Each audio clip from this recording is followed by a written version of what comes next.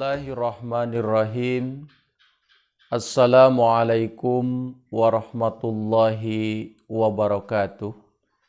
Hadirin pemirsa yang berbahagia, pada kesempatan ini saya akan memulai rangkaian kisah-kisah teladan para sahabat Nabi Muhammad Sallallahu Alaihi Wasallam.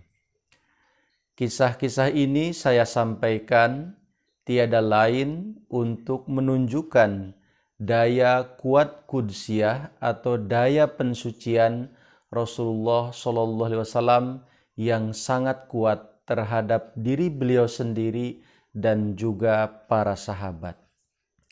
Dikisahkan di dalam kitab Muslim Babul Iman bahwa Rasulullah Sallallahu Alaihi Wasallam sedang bercakap-cakap dengan seseorang yang berjubah putih. Orang itu menanyakan kepada Rasulullah Sallallahu Alaihi Wasallam tentang rukun Islam, maka Rasulullah pun menjelaskan rukun Islam yang 5.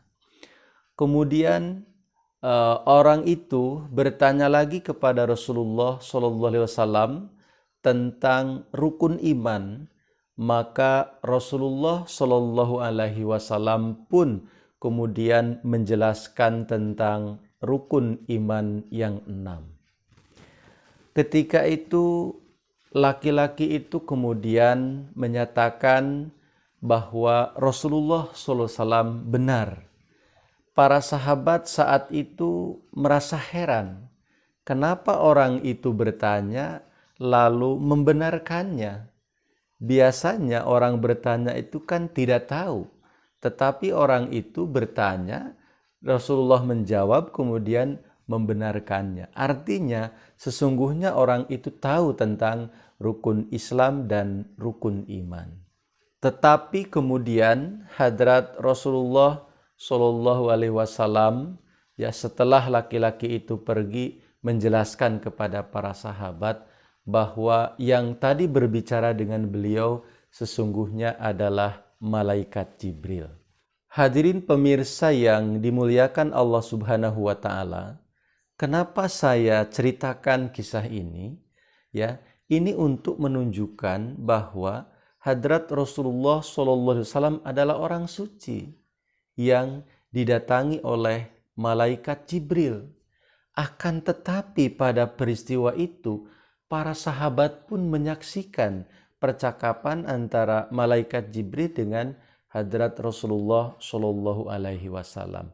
Hal ini menunjukkan kepada kita bahwa para sahabat pun mendapatkan kesucian yang istimewa berkat daripada Rasulullah Shallallahu Alaihi Wasallam, sehingga mereka pun dapat menyaksikan pembicaraan antara hadrat Rasulullah dengan malaikat Jibril. Hal ini tentunya menjadi gambaran kepada kita semua bahwa hadrat Rasulullah tidak hanya bisa mensucikan diri atau memaksumkan diri beliau dari dosa-dosa, tetapi juga dapat menarik para sahabat beliau untuk mengikuti jejak kesucian beliau, dan kemudian mereka pun menjadi orang-orang yang maksum daripada dosa-dosa. Pelajaran yang dapat kita ambil dari peristiwa ini adalah bahwa kalau kita merasa memiliki kebenaran, maka kita pun jangan hanya menikmati kebenaran itu dengan sendirinya, tetapi harus juga mengajak orang lain untuk mengikuti kebenaran yang kita yakini. Akan tetapi tidaklah benar kalau kemudian kita merasa benar lalu menyalah-nyalahkan orang lain, mengkafir-kafirkan orang lain. Hal ini tentu saja bukanlah teladan yang dicontohkan oleh hadrat Rasulullah Sallallahu Alaihi Wasallam. Hadirin pemirsa yang dirahmati Allah Subhanahu wa taala, sahabat pertama yang akan saya kisahkan tentang keteladanannya adalah hadrat Sa'ad bin Abi Waqqas. Hadrat Sa'ad bin Abi Waqqas masuk Islam di masa-masa awal ya Rasulullah SAW diutus sebagai nabi. Nah, beliau masuk Islam itu ketika usia 17 tahun. Dan yang mempertemukan Hadrat Sa'ad dengan Hadrat Rasulullah SAW adalah Hadrat Abu Bakar Siddiq. Setelah Hadrat Sa'ad baiat kepada Rasulullah SAW, kemudian beliau menjadi pengikut setia yang mulia Rasulullah SAW.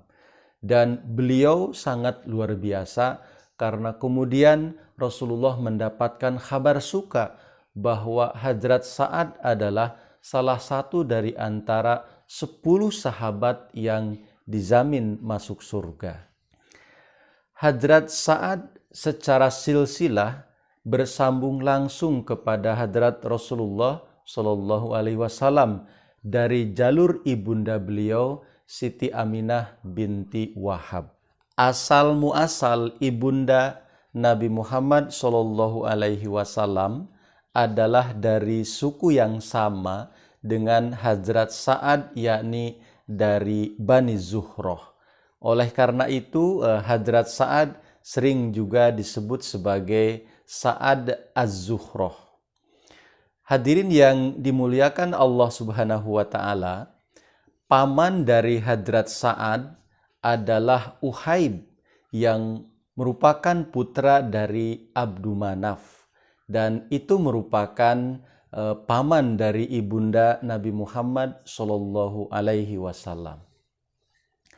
Hadrat Sa'ad adalah seorang kesatria Islam yang sangat berani, dan beliau adalah orang yang pertama kali melepaskan anak panah di dalam jihad fisabilillah. Dan kemudian beliau juga adalah orang yang pertama kali terkena anak panah musuh ketika sedang berjihad di jalan Allah Subhanahu wa Ta'ala. Hadrat Sa'ad memiliki 2 kekuatan. Yang pertama adalah kekuatan anak panah, dan yang kedua adalah kekuatan pengabulan doa. Hal ini tidak terlepas dari doa Nabi Muhammad SAW untuknya, bahwa Rasulullah SAW pernah berdoa untuk beliau, "Ya Allah, tepatkanlah bidikan anak panah Hadrat Sa'ad dan kabulkanlah doanya."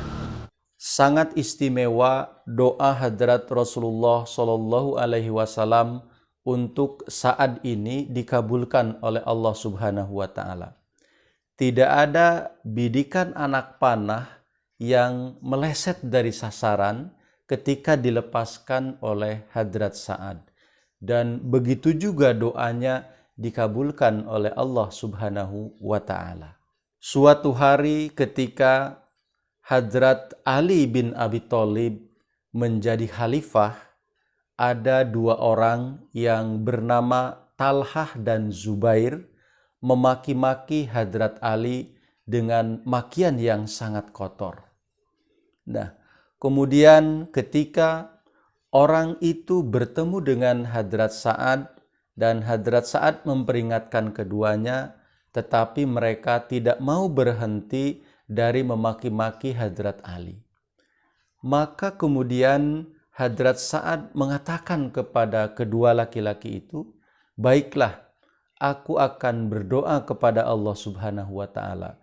Semoga kalian berdua menjadi tanda akan kebenaran dari Allah Subhanahu wa Ta'ala." Hadrat Sa'ad kemudian mengambil air wudhu dan sholat 2 rakaat seraya berdoa ke hadirat Allah Subhanahu wa Ta'ala. "Ya Allah, laki-laki ini telah memaki orang yang telah memperoleh kebaikan darimu dan tidak mengundang amarahmu, maka jadikanlah 2 orang ini sebagai tanda akan kebenaran." Setelah Hadrat Sa'ad berdoa, tiba-tiba saja muncul unta yang liar dan menabrak 2 orang ini hingga meninggal. Ini adalah doa yang istimewa, betul apa yang disabdakan oleh Rasulullah SAW sebagai sebuah doa untuk Hadrat Sa'ad agar doanya dikabulkan. Dan ini merupakan peristiwa yang sangat terkenal yang kemudian masyhur di kalangan para sahabat yang lain, bahwa doa Hadrat Sa'ad dikabulkan oleh Allah Subhanahu wa Ta'ala.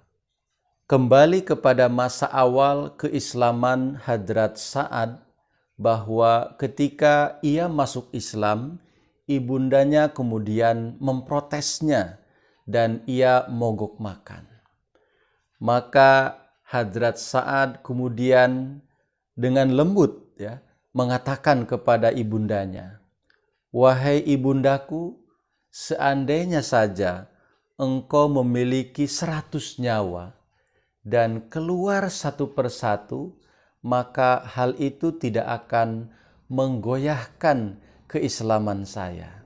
Keberanian Hadrat Sa'ad, kekuatan iman yang ditunjukkan oleh beliau, kemudian mendapatkan keberkahan yang istimewa. Karena di kemudian hari Hadrat Rasulullah Shallallahu Alaihi Wasallam mendapatkan kabar suka bahwa Hadrat Sa'ad adalah termasuk di antara orang-orang yang mendapatkan jaminan untuk masuk surga. Inilah kisah yang sangat istimewa yang dimiliki oleh sahabat Rasulullah Shallallahu Alaihi Wasallam, Hadrat Sa'ad. Mudah-mudahan kita dapat meneladaninya dengan baik. Keteguhan iman, keberanian, dan kesetiaannya terhadap Islam, kita juga harus memiliki sifat-sifat tersebut. Mudah-mudahan Allah Subhanahu wa Ta'ala menolong kita semuanya dan melindungi di setiap waktu. Jazakumullah. Wassalamualaikum warahmatullahi wabarakatuh.